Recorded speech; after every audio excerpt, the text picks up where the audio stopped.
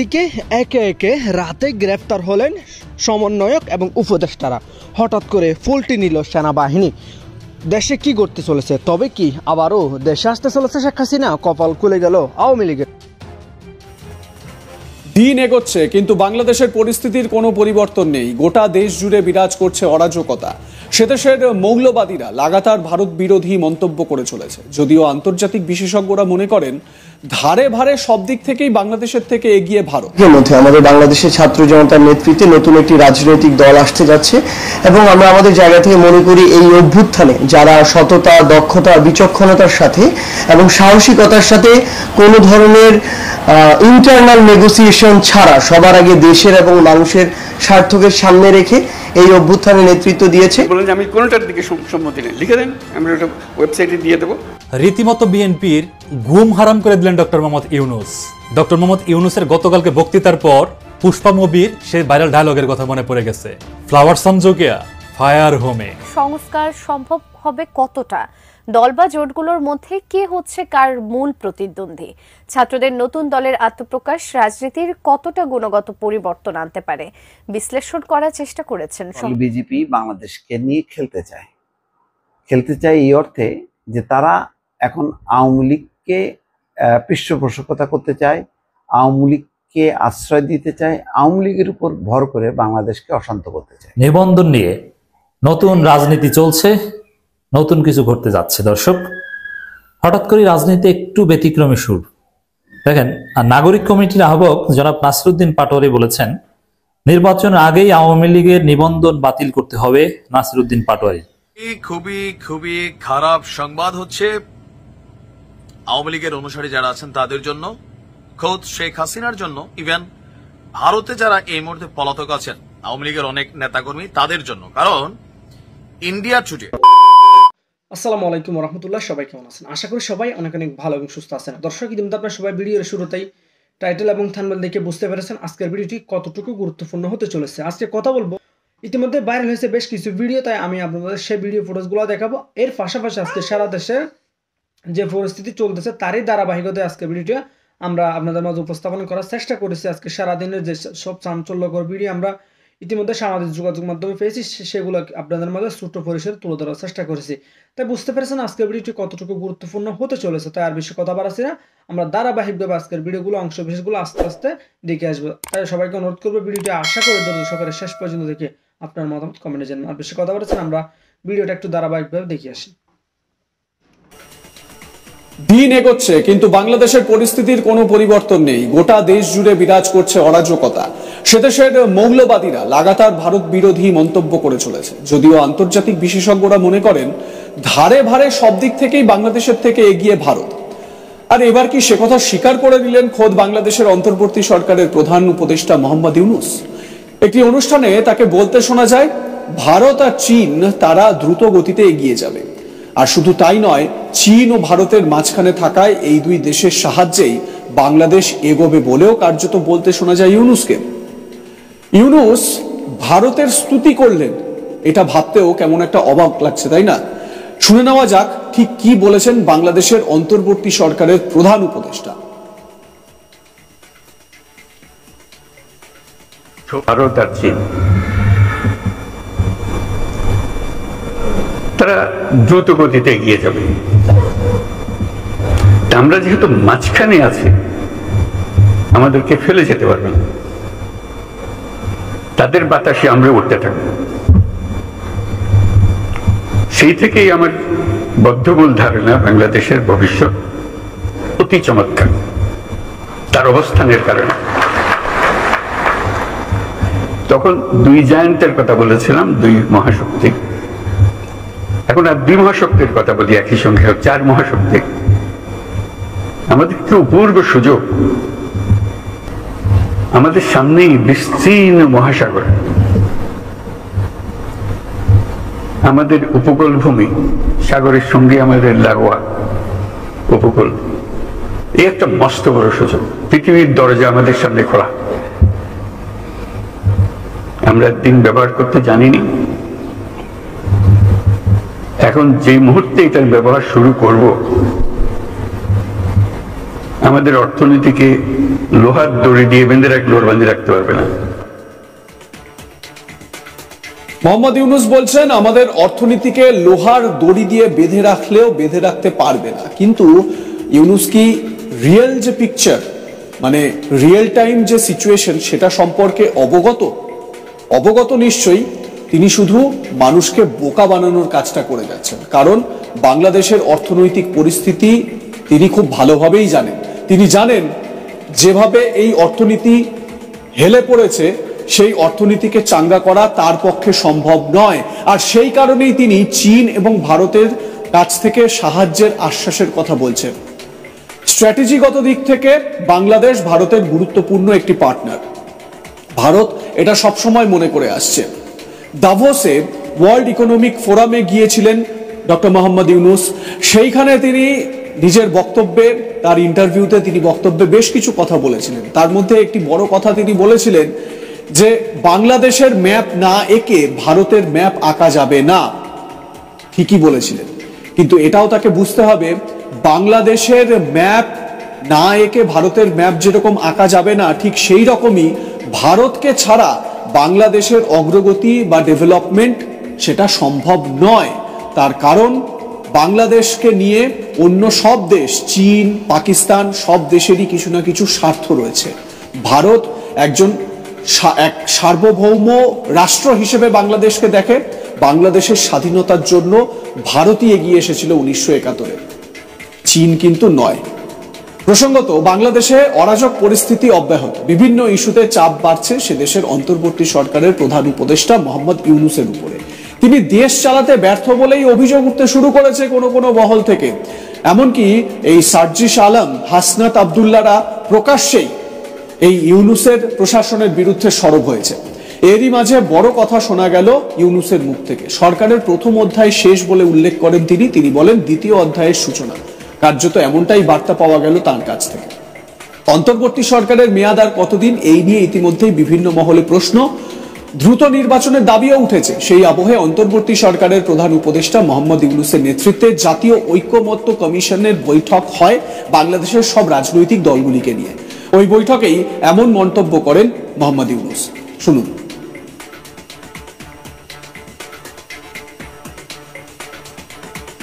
একটি জায়গায় আমরা এখন এক আছি এবং আমরা এক থাকবো, সে বিশ্বাস আমরা।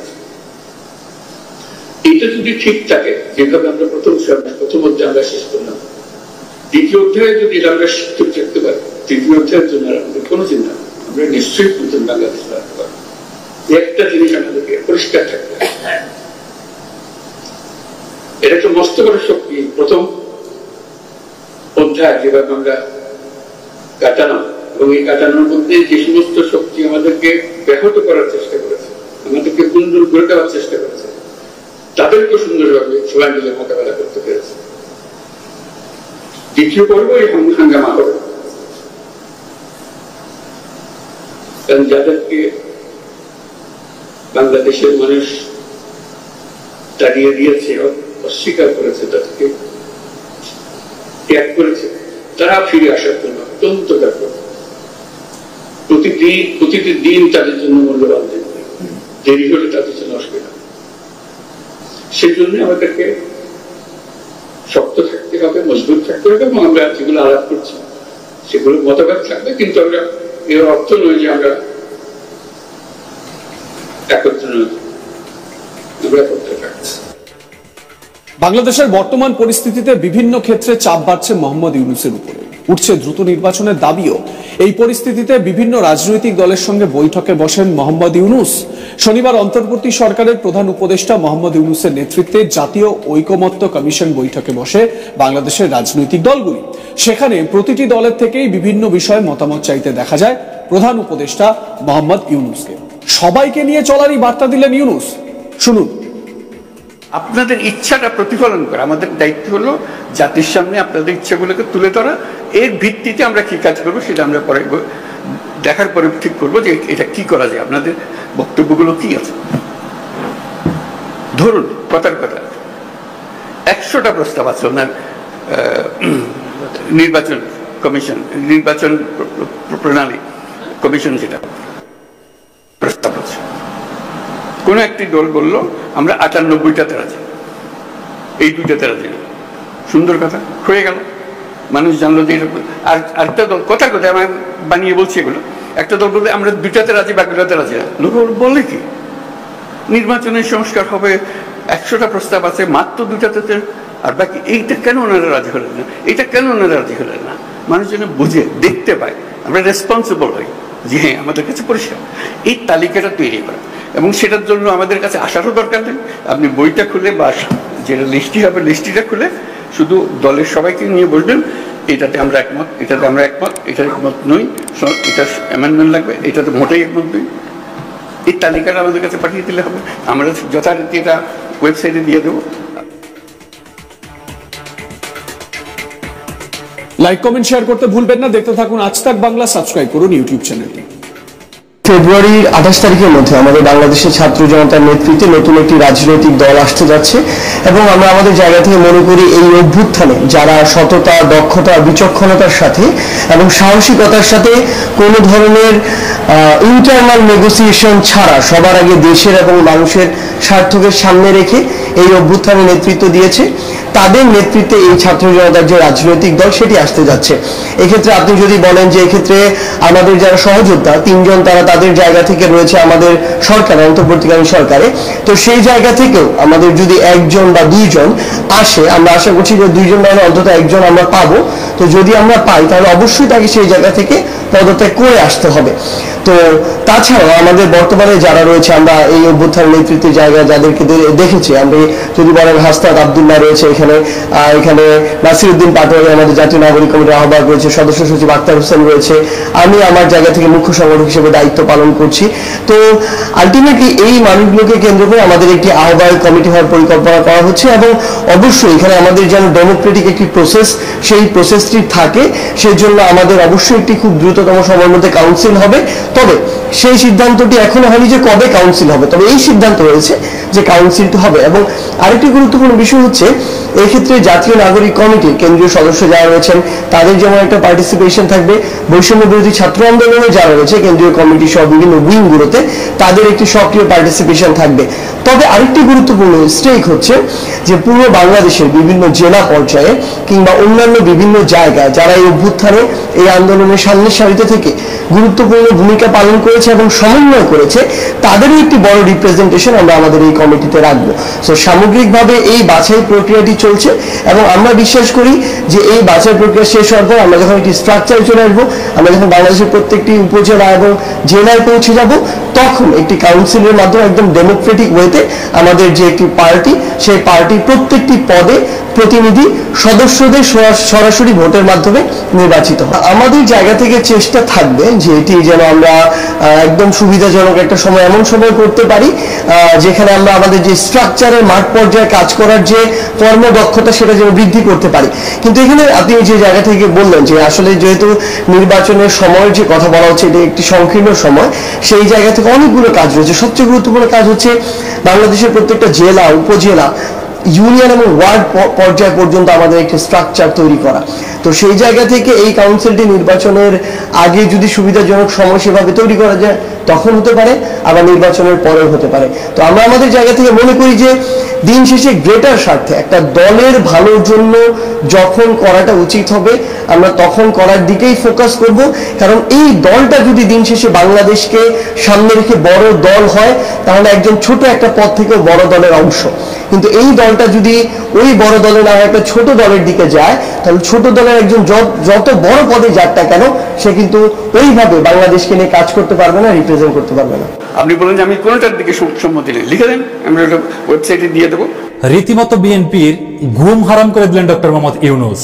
ডক্টর মোহাম্মদ ইউনূসের গতকালকে বক্তৃতার পর পুষ্পা মুভির সেই ভাইরাল ডায়লগের কথা মনে পড়ে গেছে, ফ্লাওয়ার সামজোগিয়া ফায়ার হোমে। আপনারা জানেন ডক্টর মোহাম্মদ ইউনূসের নেতৃত্বে জাতীয় ঐক্যমত্য কমিটি গঠন করা হয়েছে। সেই কমিটির গতকালকে প্রথম বৈঠক ছিল। সেই বৈঠকে ডক্টর মোহাম্মদ ইউনূস বিএনপিকে মাইন্ড ক্যাচে পাই ফেলাইয়া দিছে। আপনারা জানেন বিএনপি গত কিছুদিন যাবতীয় বলে আসতেছিল সংস্কার পরে আগে নির্বাচন দিয়ে দেন। তারা নির্বাচনের জন্য এতটাই উতলা হয়েছিল যে তারা বলতেছিল যে নির্বাচন না দিলে জনগণকে নিয়ে আন্দোলনে যাবে। কিন্তু ডক্টর মোহাম্মদ ইউনূস যে ইন্টারন্যাশনাল প্লেয়ার সেটা তিনি গতকালকে প্রমাণ করে দিয়েছেন। উনি বলতেছেন জরুরি যে সংস্কারগুলো আছে সেটা নিয়ে একটা বই করা হয়েছে, সেই বইগুলা যতগুলো রাজনৈতিক দল আছে সবগুলো রাজনৈতিক দলকে দিয়ে দেওয়া হবে। সেই সংস্কারগুলোতে প্রতিটা রাজনৈতিক দল মতামত দিবে, টিক চিহ্ন দিয়ে দিবে কে কোন সংস্কারটা চান, কে কোনটা চান না। আপনারা এই মতামত দেওয়ার পরে সেখানে সাইন করে দিবেন। সেই সাইন করা ডকুমেন্টসটা আমরা ওয়েবসাইটে আপলোড করে দিব, যাতে করে সারা বাংলাদেশের মানুষ দেখতে পারে যে এই দল এই সংস্কারটা চায়, এই সংস্কারটা চায় না। ধরুন বইটাতে 100 সংস্কার আছে, এই 100 সংস্কারের মধ্যে যদি কোন দল ভাবলো যে মাত্র 2টাতে তারা রাজি, বাকি 98টাতে তারা রাজি না, কেন রাজি না, জনগণ কিন্তু তখন প্রশ্ন করার একটা জায়গা পাবে। শুধু এটাই না, উনি বলতেছে জাতীয় ঐকমত্য কমিশনের অফিসে অনেকগুলো টেলিফোন সেট স্থাপন করা হবে, যাতে করে যে কেউ যে কোনো সময় যে কোনো সংস্কারের প্রস্তাব বুঝতেছে না সেটা নিয়ে আলোচনা করতে পারে, সেটা ব্যাখ্যা চাইতে পারে, যেটাকে বলে ওয়ান স্টপ সার্ভিস। 1990 এর পর জাতির সাথে রাজনৈতিক দলগুলো বেইমানি করছিল, কিন্তু ডক্টর মোহাম্মদ ইউনূস এখন যে পদক্ষেপটা নিছেন, এই পদক্ষেপের কারণে কোন রাজনৈতিক দল জাতির সাথে বেইমানি করতে পারবে না। কারণ আপনারা কি করতেছেন, কি করবেন সেটা জাতীয় দলিল হিসাবে থাকবে। বিএনপি সহ বাকি রাজনৈতিক দলগুলোকে বলতেছি, আপনারা যে যাই করেন না কেন ভেবে চিন্তে করেন, দেশের মানুষকে সঙ্গে নিয়ে করেন। আপনারা যদি এখন মতামত দেন যে আপনারা এই সংস্কারের পক্ষে না, তাহলে জনগণ শেখ হাসিনার মতো আপনাদেরকে বয়কট করতে দ্বিতীয়বার ভাববে না। নির্বাচন না করে ডক্টর মোহাম্মদ ইউনূস প্রয়োজনীয় যে সংস্কারের কথাগুলো বলতেছেন সেগুলোতে একমত হন, তারপর নির্বাচন নিয়ে ভাবেন, দেশের জনগণকে নিয়ে ভাবেন। নয়তো আপনারা জনগণের দল হিসেবে বিবেচিত না হয়ে জনবিমুখ দল হিসেবে বিবেচিত হবেন। ধন্যবাদ সবাইকে। আসছে ডিসেম্বরে কি জাতীয় সংসদ নির্বাচন? আর যদি হয় তাহলে রাজনৈতিক সংস্কার সম্ভব হবে কতটা? দল বা জোটগুলোর মধ্যে কে হচ্ছে কার মূল প্রতিদ্বন্দ্বী? ছাত্রদের নতুন দলের আত্মপ্রকাশ রাজনীতির কতটা গুণগত পরিবর্তন আনতে পারে? বিশ্লেষণ করার চেষ্টা করেছেন সহকর্মী মনিরুল ইসলাম মিন্টু। ডিসেম্বরের মধ্যেই আগামী জাতীয় সংসদ নির্বাচন, বিএনপিকে এমন আশ্বাস দিয়েছেন প্রধান উপদেষ্টা ডক্টর মোহাম্মদ ইউনূস। তিনি বলেছেন যে ডিসেম্বরের মধ্যে নির্বাচনের ব্যবস্থাকে নিয়ে তারা কাজ করছেন। নির্বাচন যখনই হোক, দল গোছানোর পাশাপাশি তাদের রাজনৈতিক তৎপরতাও বেশ স্পষ্ট। জনগণের শাসন এখনো পুনঃপ্রতিষ্ঠা হয় নাই। সংস্কার, নির্বাচন এবং সংসদে প্রতিনিধিত্বের ধরন নিয়ে রাজনৈতিক দলগুলোর মধ্যে মতবিরোধ দিন দিন স্পষ্ট হয়ে উঠছে। কোন কোন ক্ষেত্রে বিএনপি জামাতের অবস্থান দুই মেরুতে। স্বাস্থ্যকর অল টাইম ফ্যামিলি কেক, সব সময় অল টাইম হেলদি লাইফ। আনুপাতিক প্রতিনিধিত্ব হারে যে নির্বাচনের ব্যবস্থা আধুনিক গণতান্ত্রিক বিশ্বে উপযোগী, এটা আমরা প্রপোজ করেছি। এগুলো তো আপনার সমস্ত রাজনৈতিক বিবেচনায় দেশকে আরো ভঙ্গুর অবস্থা নিয়ে যাওয়ার একটা পরিকল্পনা ছাড়া কিছু নয়। এর মধ্যে বৈষম্য বিরোধী ছাত্র আন্দোলন ও নাগরিক কমিটির উদ্যোগে নতুন দল আত্মপ্রকাশ করতে যাচ্ছে। জাতীয় নাগরিক কমিটি সারা দেশে রাজনীতির নতুন যে ভাষার কথা বলছে, সেই ভাষার উপরে ভিত্তি করে রাজনৈতিক দল হবে। সব মিলিয়ে রাজনীতি এবং ভোটের সমীকরণ নিয়ে জনমনে কৌতূহল কম নয়। ফলে রাজনৈতিক পরিবেশটা ভোটের আগ দিয়ে একটু চমক থাকতে পারে, একটু ভিন্নতা আসতে পারে, একটু মতবিরোধের জায়গা তৈরি হতে পারে, আবার হুট করে কোথাও কোথাও ঐক্যের বিভিন্ন দল একসাথে হয়ে যেতে পারে। বিএনপির একটি ধারা হবে, বিএনপি ও তার সহযোগী জামাত ইসলাম এবং অন্যান্য তার সহযোগী দল নিয়ে একটি ধারা, এবং যে ছাত্র গণ অভ্যুত্থানে যারা নেতৃত্ব দিয়েছে ছাত্র নেতৃত্ব, জাতীয় নাগরিক কমিটি, তাদের নেতৃত্বে একটি ধারা হবে। আপাতত রাজনীতির মাঠে দৃশ্যমান হওয়ার সুযোগ না থাকলেও নির্বাচনের মাঠে আওয়ামী লীগের একটা প্রভাব থাকতে পারে বলে মনে করছেন এই সিনিয়র সাংবাদিক। যেহেতু আওয়ামী লীগ মাঠে নেই, এখন জামাত ইসলাম মনে করছে যে বিএনপির বিরুদ্ধে তার দাঁড়ালেই সে জনগণের সমর্থন পাবে। বিএনপিও মনে করছে যে এখন জামাতের পক্ষে কথা বলার, বরং জামাতের বিরুদ্ধে অবস্থান নিয়ে সে জনগণের সমর্থন পাবে। সময় যত গড়াবে রাজনীতির মাঠে তত নতুন নতুন উপাদান যুক্ত হবে বলে মনে করছেন তারা। সরকার আবার অন্যান্য রাজনৈতিক দলের সাথে, বিশেষ করে যে বড় রাজনৈতিক শক্তি এই মুহূর্তে বাংলাদেশের রাজনীতির মাঠে আছে, বিএনপির সাথে কতটুকু সমঝোতা বা নেগোসিয়েশনের জায়গায় বিএনপি তাদেরকে করতে পারে, কিংবা তারা বিএনপিকে কনভিন্স করতে পারে, এই রকম অনেকগুলো পরিস্থিতির উপরে আসলে নির্ভর করছে নির্বাচনটা এই বছরের শেষ নাগাদ হচ্ছে কিনা। মনিরুল ইসলাম মিন্টু, এটি নিউজ। নরেন্দ্র মোদীর দল বিজেপি বাংলাদেশকে নিয়ে খেলতে চায় এই অর্থে যে তারা এখন আওয়ামী লীগকে পৃষ্ঠপোষকতা করতে চায়, আওয়ামী লীগকে আশ্রয় দিতে চায়, আওয়ামী লীগের উপর ভর করে বাংলাদেশকে অশান্ত করতে চায়। কেন বললাম এই কথা? শুভেন্দু অধিকারী পশ্চিমবঙ্গের বিরোধী দলের নেতা, বিজেপির এমপি শুভেন্দু অধিকারী, সবাই জানেন যে সাম্প্রতিক সময় বাংলাদেশের সীমান্ত এলাকায় পর্যন্ত এসে তিনি আন্দোলন করেছেন, বলেছেন যে সব কিছু বন্ধ করে দেওয়া হবে, কোনো ট্রাক ঢুকতে পারবে না, আমদানি যে নিত্য পণ্য বাংলাদেশে যেত যেসব ট্রাক সব বন্ধ করে বাংলাদেশকে একেবারে দুর্ভিক্ষ সৃষ্টি করা হবে। আরো নানা রকম বাংলাদেশ বিরোধী বক্তব্য দিয়েছে। শুভেন্দু অধিকারী বাংলাদেশি কেউ ভারতে ঢুকুক এরা চান না, চরমভাবে মুসলিম বিদ্বেষী একজন, কিন্তু খুবই আশ্চর্যজনকভাবে তিনি আবার আওয়ামী লীগ প্রেমী। তাই বলছেন যে ভারতে আসা আওয়ামী লীগ নেতা কর্মীদের রাজনৈতিক আশ্রয় দেওয়া উচিত শুভেন্দু অধিকারী। দর্শক একদম কোট করে বললাম যে ভারতে আসা আওয়ামী লীগ নেতা কর্মীদের রাজনৈতিক আশ্রয় দেওয়া উচিত। শুভেন্দু অধিকারী ইতিমধ্যে জানেন যে শত শত আওয়ামী লীগের নেতা কর্মী এখন ভারতে অবস্থান, তাদেরকে নিয়ে ভারত একটা বিব্রত যে তারা যে পরিমাণ সেখানে আশ্রয় নিয়ে আছে তার সব কিছু রেকর্ড আছে বিজেপির, এবং তারা তাদেরকে সংগঠিত করছে, তাদেরকে পৃষ্ঠপোষকতা করছে। এমন কেউ কেউ বলেন যে বাংলাদেশের ভেতরে নাশকতা সৃষ্টির জন্য তারা এই আওয়ামী লীগের বিভিন্ন পর্যায়ের নেতা কর্মীদেরকে তাদেরকে প্রশিক্ষণ দিচ্ছে। তো এটা হচ্ছে গোপন খবর, আর প্রকাশ্য হচ্ছে যে তাদেরকে একটা রাজনৈতিক প্রোটেকশন দিতে চায়। তাই শুভেন্দু অধিকারী বাংলাদেশ বিরোধী, বাংলাদেশিরা ভরে যাচ্ছে এবং মমতা বন্দ্যোপাধ্যায়, তৃণমূল কংগ্রেস বাংলাদেশিদের ভোটে বারবার নির্বাচিত হয়, বাংলাদেশিদেরকে প্রশ্রয় দেয়, তাই বাংলাদেশিদেরকে বের করে দিতে হবে এমন দাবি যে দল করে, যার নেতা করেন একেবারে সেই অমিত শাহ, নরেন্দ্র মোদী এবং তাদের যেই পশ্চিমবঙ্গ সংস্করণ শুভেন্দু অধিকারী তিনি করেন, তিনি আবার ঠিকই আওয়ামী লীগকে আশ্রয় দিতে চান। তো খবরটা কি? খবরটা হলো এই যে রোববার সন্ধ্যায় কলকাতার ভারতীয় জাদুঘরে এবিসি অডিটোরিয়ামে খোলা হাওয়া নামক সংগঠন আয়োজিত বাংলাদেশ ইন ক্রাইসিস শীর্ষক এক আলোচনা সবার সাইড লাইনে সাংবাদিকদের সামনে এই মন্তব্য করেন। ভারতের কেন্দ্রীয় সরকার এবং রাজ্য সরকারের দৃষ্টি আকর্ষণ করে বিজেপি নেতা বলেন, আমি একজন নাগরিক হিসাবে ভারতের প্রধানমন্ত্রী নরেন্দ্র মোদীর কাছে আবেদন জানাবো, আওয়ামী লীগের যেসব নেতা কর্মী সমর্থকরা প্রাণ বাঁচাতে ভারতে এসেছেন তাদের কারাগারে না পাঠিয়ে যেন রাজনৈতিক আশ্রয় দেওয়া হয়।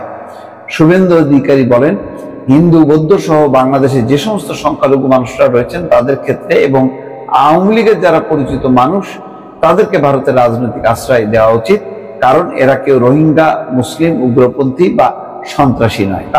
কি ব্যাখ্যা! অথচ ভারতের সুপ্রিম কোর্ট কি বলল যে ট্রাম্প যেভাবে ভারতীয়দেরকে পিটমোড়া করে প্লেনে করে পাঠাচ্ছে ওই দৃষ্টান্ত অনুসরণ করে বাংলাদেশি যারা অবৈধভাবে আছে তাদেরকে সেইভাবে জন্য বাংলাদেশে ফেরত পাঠানো হয়। আর শুভেন্দু অধিকারী এত আওয়ামী লীগ প্রেমী, এবং আসলে তাই, তাদের আওয়ামী লীগ ছাড়া তারা আর কিছু দেখে না, তাদের কাছে বাংলাদেশ, বাংলাদেশের জনগণ মূল্যহীন, তাদের কাছে আওয়ামী লীগ অত্যন্ত মূল্যবান। তাই বলছেন তারা আওয়ামী লীগের নেতা কর্মীদেরকে রাজনৈতিক আশ্রয় দিচ্ছে। তো এই হচ্ছে তাদের মানে মতামত। এটা খুব অবাক করার কথা না, কিন্তু এইসব মানে বয়ান যখন সামনে আসে তখন বোঝা যায় যে বিজেপি যে বাংলাদেশে অশান্তি চায় এবং আওয়ামী লীগকে দিয়ে সেটা সংগঠিত করতে চায়, এইগুলো শুভেন্দু অধিকারীদের মতো নেতাদের মুখ থেকেই বা বক্তব্য থেকেই সেটা মোটামুটি পরিষ্কার বোঝা যায়। দর্শক ভালো থাকবেন, আল্লাহ। আওয়ামী লীগের নিবন্ধন নিয়ে নতুন রাজনীতি চলছে, নতুন কিছু ঘটতে যাচ্ছে। দর্শক, হঠাৎ করে রাজনীতি একটু ব্যতিক্রমী সুর। দেখেন, নাগরিক কমিটির আহ্বায়ক জনাব নাসিরউদ্দিন পাটোয়ারি বলেছেন, নির্বাচনের আগেই আওয়ামী লীগের নিবন্ধন বাতিল করতে হবে নাসিরউদ্দিন পাটোয়ারি। এর মানে আওয়ামী লীগ নিষিদ্ধের দাবি যেখানে বৈষম্যবিরোধী ছাত্র আন্দোলন নাগরিক কমিটি করছে, সেখানে আলাদাভাবে নিবন্ধনের বিষয়টা তুলে আনার কারণটা কি? এর মানে নিবন্ধন নিয়ে একটা আলাপ আলোচনা পর্দার অন্তরাল চলছে। অন দি আদার হ্যান্ড, বিএনপিও কিন্তু সেম। মির্জা ফখরুল ইসলাম আলমগীর নাসিরউদ্দিন পাটোয়ারির এই বক্তব্যের একদিন আগেই বলেছে, মির্জা ফখরুল ইসলাম আলমগীর বলেছে স্পষ্টভাবে যে আওয়ামী লীগের নিবন্ধন থাকবে কি থাকবে না এই বিষয়ে জনগণ সিদ্ধান্ত নেবে। সেটা একেবারেই হাস্যকর, কারণ জনগণ কারো নিবন্ধন বাতিল করতে পারে না। নিবন্ধন বাতিল করা না করা এটা পুরোটাই সরকারের বা নির্বাচন কমিশনের বিষয় কিংবা আদালতের নির্দেশনার বিষয়। এখানে জনগণ নিবন্ধন বাতিল করবে কিভাবে? এটা তো গেজেটের বিষয়, সরকারি একটা ডিসিশন।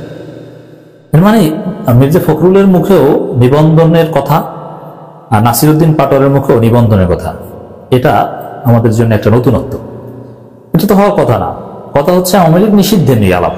তা আওয়ামী লীগ নিষিদ্ধ করলে তো তাদের নিবন্ধন অটো বাতিল হয়ে যায়। এবং নিষিদ্ধ করা আর নিবন্ধন বাতিল হওয়ার মধ্যে পার্থক্য রয়েছে, এটা ক্লারিফাই করতে হবে। এটা নতুন একটা রহস্য। কারণ কি দেখেন, যদি নিষিদ্ধ করা হয় তাহলে এই নিষিদ্ধের মধ্যে অনেক টার্মস অ্যান্ড কন্ডিশন থাকে, অনেক ম্যানিফেস্টেশন সেখানে থাকে, নিষিদ্ধের গেজেটে অনেক কিছু উল্লেখ থাকে। স্বাভাবিক আওয়ামী লীগকে গণহত্যার দায়ে নিষিদ্ধ করা হচ্ছে, সেখানে যারা আদালতের মাধ্যমে দোষী সাব্যস্ত হবে আওয়ামী লীগের লোকজন, তারা তো নির্বাচন এমনিতেই করতে পারবে না। কিন্তু এই নিষিদ্ধ দলের পদ পদবি ছিল বা কোনোভাবে নিষিদ্ধ দলের সুবিধাভোগী বা অ্যাফিলিয়েশন ছিল, এরকম কেউ জাতীয় নির্বাচন করতে পারবে না। এর মানে আওয়ামী লীগ যদি নিষিদ্ধ হয় তাহলে অন্য কোনোভাবে সবভাবে নির্বাচনে আসার রাস্তা বন্ধ হয়ে যায় আওয়ামী লীগের, তারা কেউ নির্বাচন করতে পারবে না। কিন্তু আপনি যদি নিষিদ্ধ না করে জাস্ট নিবন্ধন বাতিল করেন তাহলে কি হয়? তাহলে শুধু আওয়ামী লীগের যাদের সাজা হবে আদালতে তারা নির্বাচন করতে পারবে না, অন্য কেন্দ্রীয় নেতারাও স্বতন্ত্র প্রতীকে বা অন্য দলের হয়ে নির্বাচন করতে পারবে, এতে কেউ বাধা দিতে পারবে না। তাহলে লাভ হলো কি? আপনি নিষিদ্ধ না করে যদি নিবন্ধন বাতিল, তাহলে তো আওয়ামী লীগ ওই ঈগল প্রতীক নিয়ে বা অন্য কোনো ভাবে তারা ক্ষমতা আসার কাছাকাছিও চলে যেতে পারে যদি জনগণ ভোট দেয়। আওয়ামী লীগ ঘুরে দাঁড়াতে পারবে অন্য নামে, যেমন জামাত ইসলামকে নিষিদ্ধ করেছে, তাতে কি হয়েছে? জামাত ধানের শীষ প্রতীকে নির্বাচন করেছে। ওরকম অনেক দল আছে যে আওয়ামী লীগের লোকজনকে তারা তাদের প্রতীকে নির্বাচন করতে দিবে, অথবা তারা স্বতন্ত্র করবে। এর মানে সে অগরণ রক্তারক্তি মারামারি আওয়ামী সন্ত্রাস ফেসিবাদ রাজনীতি গণহত্যাকারীদেরকে নির্বাচনের মাঠে দেখা, সেটা তো আমাদের দেখতেই হবে। এর মানে নিবন্ধন বাতিল এটা কোনো বিষয় না, নিষিদ্ধ করতে হবে যাতে আওয়ামী লীগের পদধারী কিংবা অ্যাফিলিয়েটেড কেউ কোনোভাবে নির্বাচন করতে না পারে। নিবন্ধনের কোনো বেরো নেই। কিন্তু নিবন্ধন নিয়ে আলোচনা কেন হচ্ছে? তো এখানে একটা সন্দেহ থাকতে পারে, যেমন নাসিরউদ্দিন পাটোয়ারি কথা বলেছেন যে নিবন্ধন বাতিল করতে হবে। এর মানে নিবন্ধন বাতিল করে আওয়ামী লীগের নৌকা প্রতীকে নির্বাচন করতে পারবে না। তাহলে কি, যে আওয়ামী লীগের লোকজন যা তুলনামূলকভাবে অতটা বিতর্কিত নয়, তাদেরকে সাথে নিয়ে নির্বাচন করবে এই নাগরিক কমিটি বা ছাত্ররা, এই সন্দেহ করা যেতে পারে। কারণ ছাত্রদের মধ্যে দুইটা ভাগ অলরেডি লক্ষ্য করা যাচ্ছে, আমার দেশ পত্রিকাটা নিয়ে স্পষ্ট রিপোর্ট করেছে। নাগরিক কমিটি দুই ভাগে বিভক্ত হতে পারে, তখন তারা অত্যন্ত দুর্বল হয়ে যাবে। তখন এক গ্রুপ আওয়ামী লীগের এই লোকজন অলরেডি একটা বিতর্কিত উদ্যোগ কিন্তু নিয়েছিল যে কাউন্সিলরদের পুনর্বাসন করা, এরকম একটা উদ্যোগ কিন্তু নিয়েছিল। তো এইরকম চিন্তা ভাবনার বহিঃপ্রকাশ হলে আমরা এর বিরোধিতা করবো। অতএব নিবন্ধন বাতিল টাতিল এগুলো কিছু না, নিষিদ্ধ করতে হবে।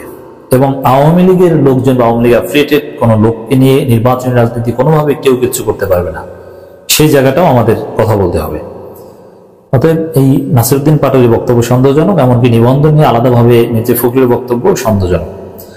গণহত্যার দায়ে জাতীয় নির্বাচনের আগেই আওয়ামী লীগের নিবন্ধন বাতিল করতে হবে। গণহত্যার দায়ে নিবন্ধন বাতিল করার কোনো যুক্তি নেই, গণহত্যার দায়ে নিষিদ্ধ করতে হবে। গণতান্ত্রিক প্রক্রিয়ার মাধ্যমে এটি করতে হবে বলে মন্তব্য করেছেন জাতীয় নাগরিক কমিটির আহ্বায়ক নাসির। এটা গণতান্ত্রিক প্রক্রিয়া আবার কি? নিষিদ্ধ করতে হবে, এটা এক্সিকিউটিভ অর্ডার, এটা গণতান্ত্রিক প্রক্রিয়ার তো কিছু নেই, এটাও সন্দেহজনক। তিনি বলেন, আয়নাঘরে আটক রেখে হত্যা ও নির্যাতনের চিত্র জাতিসংঘের রিপোর্টে উঠে এসেছে। আওয়ামী লীগকে বিচারের মধ্য দিয়ে যেতে হবে, এ সময় দলটিকে বিচারের দাবিতে ঐক্যবদ্ধ হওয়ার আহ্বান জানান। এখন একটু সুর পরিবর্তন হবে কিনা 2 দিন পর নাগরিক কমিটি ভাগ হয়ে গেলে, তারা বলবে যে জাস্ট নিবন্ধন বাতিল করো, নিষিদ্ধ এটা আদালত করলে করুক, বলা যায় না। যদি করে আমরা এর বিরোধিতা করব। নতুন রাজনৈতিক দল প্রসঙ্গে তিনি বলেন, আমাদের যে নতুন রাজনৈতিক দল আসছে তা হবে মধ্যমপন্থী, সামাজিকভাবে আমাদের ঐক্যের জায়গা গড়ে তুলতে হবে। এ সময় গণপরিষদ নির্বাচনের দিকে নজর দেওয়ার আহ্বান জানাতে একটা বিষয় যে আগে গণপরিষদ নির্বাচন তারা চাইবে, এটা যৌক্তিকতা আছে। জামাতও যদি চায়, অন্যান্য সব দল যদি চায়, সরকার দিতে বাধ্য হবে জাতীয় নির্বাচন। কারণ একটা মৌলিক প্রশ্ন, নির্বাচন কিভাবে হবে, এই যে অন্তর্বর্তী সরকার তত্ত্বাবধায়ক সরকার আর ভোটারদের বয়স বা প্রার্থীদের বয়স, এরকম নানান কিছু মৌলিক প্রশ্ন যেগুলো একেবারে রিলেটেড টু কনস্টিটিউশন, সেই কনস্টিটিউশন গ্রহণ না করা হলে, আর কনস্টিটিউশন গ্রহণ করা বা অ্যামেন্ড করা যাই হোক না কেন, এতে তো পার্লামেন্ট বা গণপরিষদ লাগবে। এই জন্য আমি মনে করি যে গণপরিষদ নির্বাচন ছাড়া নির্বাচন পদ্ধতির মৌলিকত্ব ঠিক করাটাই তো সম্ভব না। এই জন্য গণপরিষদ নির্বাচন জরুরি জাতীয় নির্বাচন আগে। এর মানে স্থানীয় সরকার নির্বাচন, গণপরিষদ নির্বাচন, দেন জাতীয় নির্বাচন, আমাদের দাবি এটা। আর মধ্যমপন্থী দল হবে, কিন্তু আমরা তো অলরেডি লক্ষ্য করছি আমার দেশের রিপোর্ট অনুযায়ী যে তারা ইসলামপন্থী ব্যাকগ্রাউন্ডের যারা সাবেক শিবির তাদেরকে মৌলিক পদ দিতে চায় না। এটা মধ্যমপন্থী দল না এটা বামপন্থীদের আরেকটা এক্সটেনশন? খুবই খুবই খুবই খারাপ সংবাদ হচ্ছে আওয়ামী লীগের অনুসারী যারা আছেন তাদের জন্য, খোদ শেখ হাসিনার জন্য, ইভেন ভারতে যারা এই মুহূর্তে পলাতক আছেন আওয়ামী লীগের অনেক নেতাকর্মী তাদের জন্য। কারণ ইন্ডিয়া টুডে, আপনারা জানেন যে ভারতের খুবই শক্তিশালী একটা গণমাধ্যম, তারা একটা জরিপ চালাচ্ছে। জরিপটা কি? ভারতের প্রভাবশালী সংবাদ মাধ্যম ইন্ডিয়া টুডে, তাদের জরিপটার নাম হচ্ছে India today mode of the North east. এই শীর্ষক জরিপ, এটা হচ্ছে কি, জরিপে জানতে যাওয়া হয়েছে বাংলাদেশের সাবেক প্রধানমন্ত্রী শেখ হাসিনাকে ভারত সরকারে আশ্রয় দেওয়া প্রসঙ্গে আপনার মতামত কি। আর বিষয়টা খেয়াল করছেন যে আমরা জানি ভারত ফেরত দেবে না, বাট এখন জনগণের কাছে তারা জানতে চাচ্ছে যে আপনার মতামত কি। একটা জনমত সেখানে তৈরি কিন্তু হচ্ছে। এখন আপনি জিজ্ঞেস করলে, ধরেন আপনি কোনো কাজ করছেন, কাউকে জিজ্ঞেস করছেন, এটা একরকম। আর যদি জনগণকে জিজ্ঞেস করেন, অফকোর্স একটা নাম্বার অফ পিপল তারা কিন্তু এই জরিপের মধ্যে বলবে যে অবশ্যই শেখ হাসিনাকে ফেরত পাঠিয়ে দাও, আবার কেউ বলবে যে না। একটা যাচাই চলছে। চলতি মাসে, এই ফেব্রুয়ারি মাসে ভারতের উত্তর পূর্বাঞ্চলীয় 8টি রাজ্যের নাগরিকদের মধ্যে এই ইন্ডিয়া টুডে তারা mood of the North East নামক এই জরিপ চালাচ্ছে। জরিপের ফলাফল এক্স হ্যান্ডেলে শেয়ারও করছে ইন্ডিয়া টুডে NEE।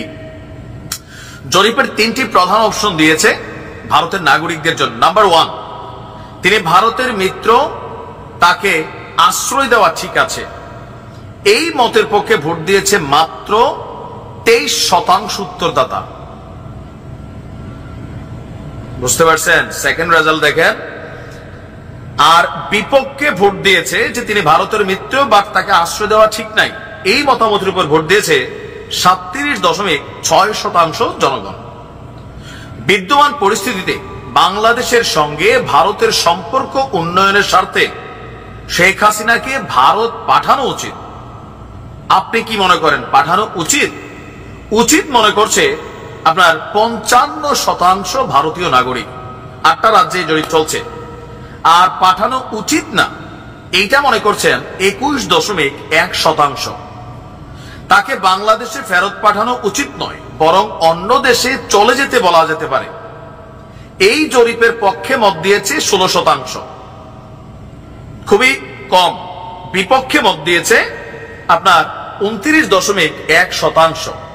এখানে সবচেয়ে উল্লেখযোগ্য যে ব্যাপারটা সেটা হচ্ছে ভারতের উত্তর পূর্বাঞ্চলের নাগরিকদের মধ্যে যারা আছেন তারা 55% জনগণ শেখ হাসিনাকে বাংলাদেশে ফেরত পাঠানোর পক্ষেই মতামত দিয়েছেন। আর এই মুহূর্তে আমরা জানি যে আমাদের স্বরাষ্ট্র মন্ত্রণালয় শেখ হাসিনাকে ভারত থেকে প্রত্যর্পণ চুক্তির আওতায় বাংলাদেশে ফিরিয়ে আনতে, ইভেন ডক্টর মোহাম্মদ ইউনূস তার যে ইন্টারন্যাশনাল কানেক্টিভিটি আছে, কূটনৈতিক যে চ্যানেল আছে, সেগুলোর মাধ্যমেও শেখ হাসিনাকে বাংলাদেশে ফিরিয়ে আনার জন্য চেষ্টা করছেন। এখন এই পরিস্থিতিতে যখন এই জরিপটা চালাচ্ছে India Today, of course there is a motive, পেছনে কোনো উদ্দেশ্য অবশ্যই আছে। উদ্দেশ্য কি? শেখ হাসিনাকে ফেরত পাঠানো বা ভারতের জনগণ কিভাবে চাচ্ছে। তবে শেখ হাসিনার জন্য পজিটিভ জায়গা হচ্ছে ক্ষমতাসীন বিজেপি দল, তাদের এমপি মন্ত্রী নেতারা কেউই কিন্তু শেখ হাসিনাকে ফেরত পাঠানোর পক্ষে না। তবে বিরোধী দলের মধ্যে কংগ্রেসে খোদ রাহুল গান্ধী তিনি তার পক্ষে থাকলেও তার দলের মধ্যে অনেকে লাইক শশীধর আর অনেকে আমরা দেখেছি, শিবসেনা, বিভিন্ন জায়গায় বিভিন্ন ভারতীয় গণমাধ্যম, সাংবাদিক, কলামিস্ট, তারা কিন্তু আস্তে আস্তে আপনার শেখ হাসিনাকে বাংলাদেশে ফেরত পাঠানো উচিত ভারত সরকারের, এইটাই কিন্তু মতামত দিচ্ছে। যদি এমনটাই হয়, পরিস্থিতি এমনও হতে পারে যে কোনো মুহূর্তে আসলে কিন্তু শেখ হাসিনাকে ভারত বাংলাদেশে পাঠিয়ে দিতে পারে। একটা ঘোর অমানিসা এই মুহূর্তে আওয়ামী লীগ পরিবার এবং শেখ পরিবারের উপর চলছে। আপনি কি মনে করেন শেখ হাসিনাকে বাংলাদেশে এনে বিচার করা উচিত নাকি না উচিত? কমেন্টে লিখতে পারেন।